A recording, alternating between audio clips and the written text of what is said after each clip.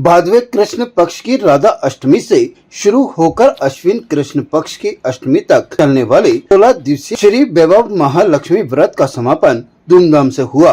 इस व्रत में महिलाओं ने 16 सुहाग की वस्तुएं, 16 प्रकार के फल, मिठाइयाँ और अन्य पूजन सामग्री के साथ माँ लक्ष्मी की आराधना की। परंपरा के अनुसार प्रतिदिन लक्ष्मी माता की विधिवत पूजा अर्चना की जाती है और परिवार में सुख समृद्धि और शांति के साथ ही बच्चों के अच्छे स्वास्थ्य और उज्जवल भविष्य की कामनाएं की जाती है।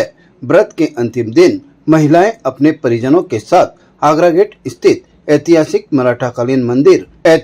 मराठाकालीन वैभव महालक्ष्मी मंदिर पहुंची, जहां सामूहिक रूप से विशेष पूजा अर्चना संपन्न हुई। इस अवसर पर व्रत के दौरान संचित की गई सभी सामग्रियां मंदिर में अर्पित की गई। श्रद्धालुओं का मानना है कि इस पूजा से घर में सुख समृद्धि आती है और सभी कष्ट दूर होते हैं।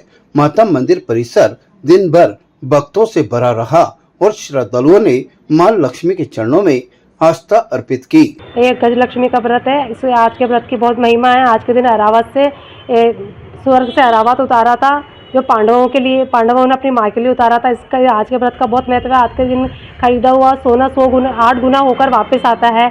सुबह से लेकर शाम तक हम पूजा करते हैं। फिर मुहूर्त के हिसाब से सब चीज़ें 8 चीज़ ली जाती है, 16 फूल 16 फल ऐसे करके, और माता का निवेद्य निकाला जाता है। फिर ब्राह्मणी को खाना देके, चांद को अर्घ देके, और जो फ्रूट्स होते हैं वो बच्चों को बांटा जाता है। और आज के दिन सोना खरीदा जाता है और चांद को अर्घ देके फिर खाना खाया जाता है। हम आज लक्ष्मी जी के मंदिर आए हैं। आगरा गेट के पास में जो महालक्ष्मी जी का मंदिर है वहाँ पर आए हैं। इस मंदिर की बहुत महिमा है, इसलिए घर से पूजा पाठ करके फिर यहाँ पर दर्शन करने के लिए आए हैं। ये व्रत राधा अष्टमी से शुरू होता है। राधा अष्टमी के दिन सवेरे उठ के नहा धो के 16 श्रृंगार, 16 फल, वो कलश स्थापित किया जाता है लक्ष्मी मैया के सामने, या जो मंदिर में आपकी देवी हो उनके आगे।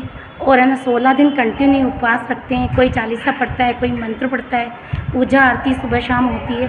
16वें दिन ये व्रत पूर्ण होता है। कोई कन्याएं जिमाता है 16, कोई है ना सुहागनें जिमाता है।